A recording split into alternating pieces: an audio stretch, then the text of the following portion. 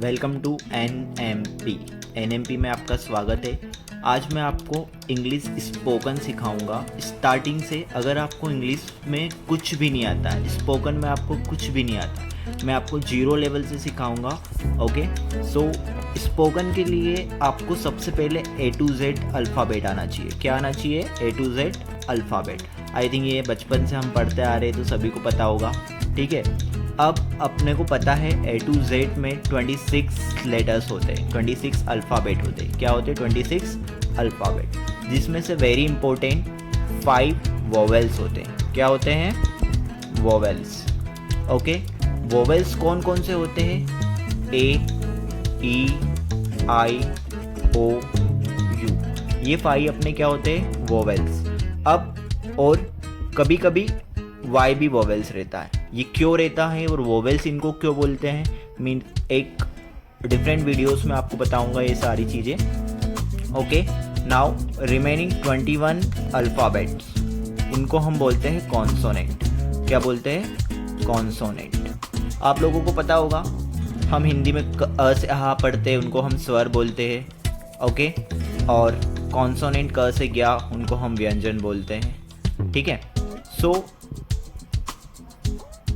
Remaining जो A, I, O, U को छोड़कर, A, E, I, O, U को छोड़कर जो भी रिमेनिंग अल्फ़ाबेट हमारे, वो हमारे क्या हुए? कॉन्सोनेंट हुए। एग्जाम्पल ले लेते अपन, जैसे X हुआ, W हुआ, N हुआ, P हुआ, ये सारे रिमेनिंग जो लेटर अल्फ़ाबेट्स हैं हमारे, ये क्या हुए? कॉन्सोनेंट। ये सभी को पता है। ओके ओके, इतना सबको समझ आया। अब हम पढ़ेंगे टेंस। क्या पढ़ेंगे? टेंस। टेंस को हम हिंदी में काल बोलते हैं। क्या बोलते हैं? काल। और टेंस का मतलब होता है, इट डिनोट्स टाइम। टेंस हमें समय के बारे में बताता है, या टेंस से हमें समय का पता चलता है। कैसे पता चलता है समय का? जैसे अभी मैं क्या कर रहा हूँ, अभी मैं पढ़ा रहा हूँ, तो मैं प्रेजेंट के बारे में बात कर रहा हूँ। ओके, मैंने पढ़ा दिया, मतलब मैं पास्ट के बारे में बात कर रहा हूँ, और मैं पढ़ाने वाला हूँ तो मैं फ्यूचर के बारे में बात करूँगा। तो ये हमें टाइम बता रहा है, टाइम को रिप्रेजेंट कर रहा है। ठीक है, तो tense means time, it denotes time. Okay, now how many types of tense are there? So there are 3 types of tense. How many types of tense? 3. First, present tense. Second, past tense. And third, future tense. Now, present tense को हिंदी में हम बोलते हैं वर्तमान काल। क्या बोलते हैं? वर्तमान काल। पास्ट टेंस को हिंदी में हम बोलते हैं भूतकाल। फ्यूचर टेंस को हम हिंदी में बोलते हैं भविष्य काल। क्या बोलते हैं? भविष्य काल। नाउ, प्रेजेंट टेंस का मतलब क्या होता है? प्रेजेंट, जैसे हम क्लास में टीचर अटेंडेंस लेते हैं तो अपन क्या बोलते हैं? नाम से बोलते हैं टीचर। ठीक है, जैसे राम, तो बोलते हैं ना प्रेजेंट सर, मतलब वो उपस्थित है वहाँ पर। ठीक है, मतलब जो अभी चल रहा है। क्या? जो अभी चल रहा है। मैं अभी क्या कर रहा हूँ? लिख रहा हूँ, अभी लिख रहा हूँ, इट मीन्स प्रेजेंट। ठीक है, नाउ पास्ट टेंस। पास्ट मतलब जो बीत गया। ठीक है, जैसे हमने कक्षा 7वीं पास कर ली। ये मैं आपको सिर्फ एग्जाम्पल बता रहा हूँ समझने के लिए कि ये टेंस होते क्या। धीरे धीरे मैं आपको सारी चीज़ें बताऊंगा कि सेंटेंस फॉर्मिंग कैसे होता है, स्ट्रक्चर्स कैसे बनते हैं। ओके, नाउ भविष्यकाल और फ्यूचर टेंस वो होता है जो आने वाला है, आने वाला है। जैसे एग्जाम आने वाली है, आई नहीं ना, अभी आने वाली है, तो ये कौन सा टेंस हुआ? Future tense.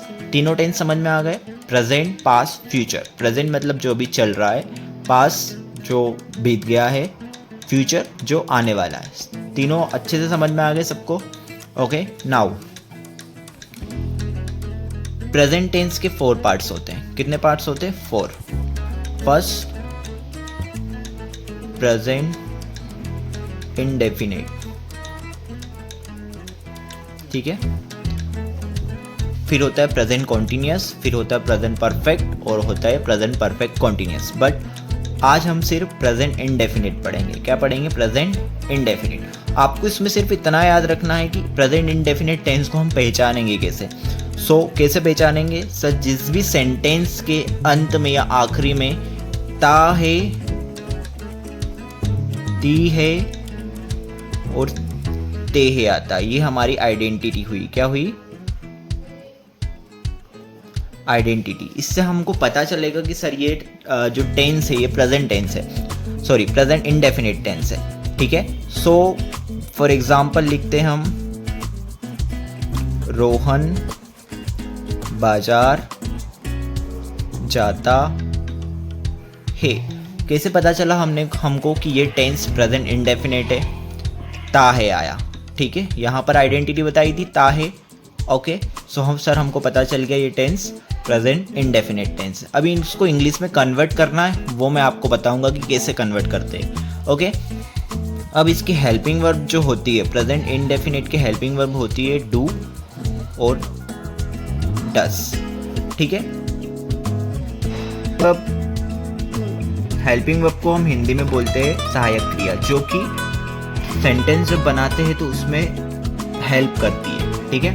सो अब सेंटेंस फॉर्मिंग कैसे होता है? Subject plus verb plus object, ये मेन है। सारे आप जितने भी टेंस पढ़ोगे आप आगे, सबसे मेन इंपॉर्टेंट रोल प्ले करता है सब्जेक्ट, वर्ब, ऑब्जेक्ट। हमें पता होना चाहिए कि सब्जेक्ट क्या होता है, वर्ब क्या होता है और ऑब्जेक्ट क्या होता है। ये 3 चीज़ बहुत इंपॉर्टेंट है।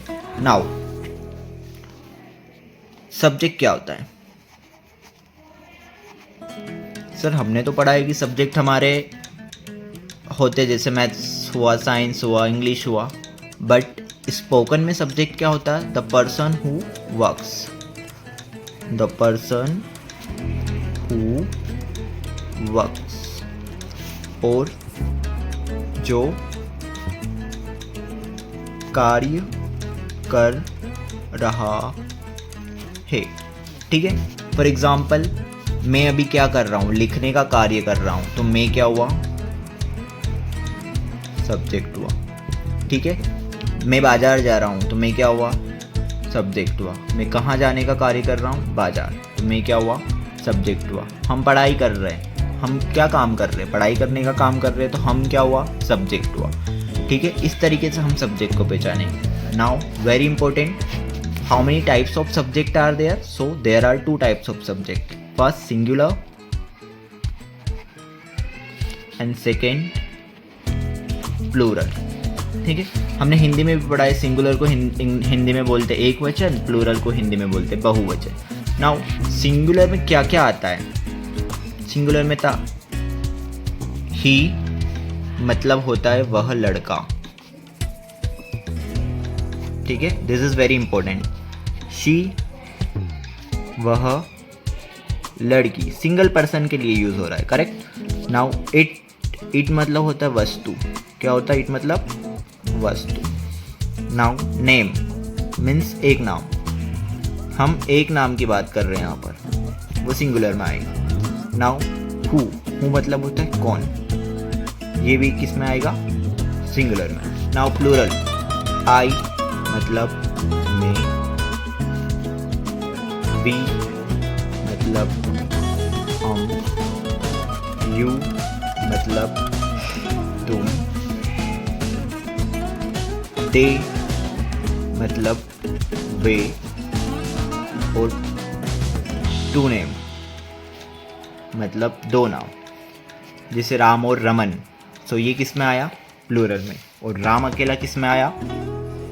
सिंगुलर में, एक नाम, करेक्ट। इतना सभी को समझ में आया? This is very very important. Okay, जब आप सेंटेंस फ्रेमिंग करोगे ना, सेंटेंस उधर स्ट्रक्चर के हिसाब से सेंटेंस बनाओगे तो आप लोगों को ये चीज़ें काम आएगी।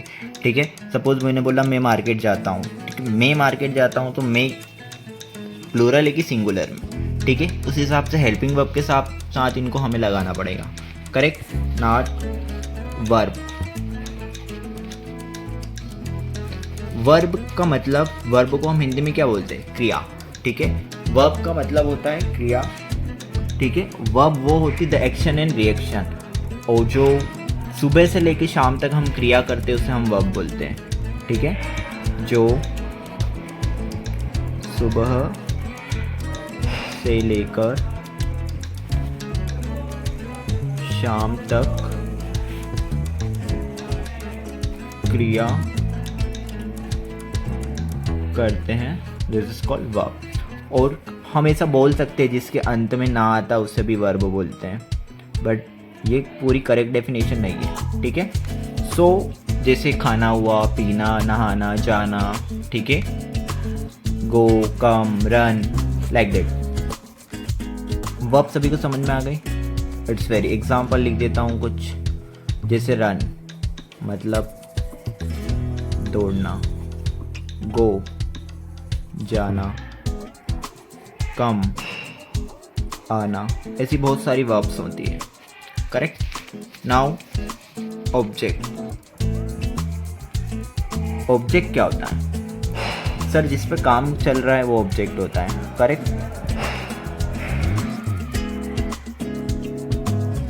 जिस पर कार्य चल रहा है। ठीक है, ये मैं अभी सिर्फ हिंदी में आपको प्रॉपर समझाने के लिए बोल रहा हूँ। ठीक है, मैं इनके सारे वीडियोस अलग अलग बनाऊंगा कि कैसे ट्रांसलेट हुआ है। सर हमें तो ये पता ही नहीं कि कैसे ट्रांसलेट होता है, बिल्कुल बताऊंगा कि कैसे ट्रांसलेट होता है। अभी आपको सिर्फ इसके कॉन्सेप्ट को समझना हो कि ये है क्या एक्चुअल में। ओके, सो जिस पर कार्य चल, मैंने बोला कि रोहन मंदिर जाता है। जो रोहन है वो कहाँ जाने का कार्य कर रहा है? मंदिर। ठीक है, तो रोहन तो हो गया हमारा सब्जेक्ट, क्योंकि वो मंदिर जाने का कार्य कर रहा। हमने यहाँ पर पढ़ा था हमने ऊपर पढ़ा था कि जो कार्य करता है उसे क्या बोलते हैं? हम सब्जेक्ट बोलते हैं। अब देखो यहाँ पर रोहन है जो मंदिर जाने का कार्य कर रहा है, तो रोहन क्या हुआ? हमारा सब्जेक्ट। अब कार्य किस पर हो रहा है? मंदिर। कहाँ जाने का कार्य कर रहा है? मंदिर। तो मंदिर हमारा हो गया ऑब्जेक्ट और जाना हमारी हो गई वर्ब। तो सब्जेक्ट, वर्ब और ऑब्जेक्ट तीनों आ गए। तो subject, verb, object. Sentence forming कैसे होता है हमारा? सब्जेक्ट, वर्ब, ऑब्जेक्ट, तीनों आ गए।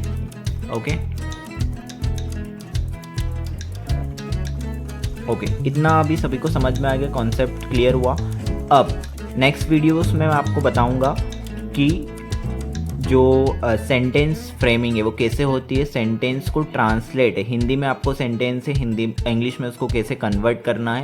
प्रेजेंट इंडेफिनिट को मैं बताऊंगा, प्रेजेंट इंडेफिनिट टेंस आखिर होता क्या और क्यों यूज़ हम करते हैं इसको। करेक्ट, ओके, सो वीडियो को अच्छे से देखना।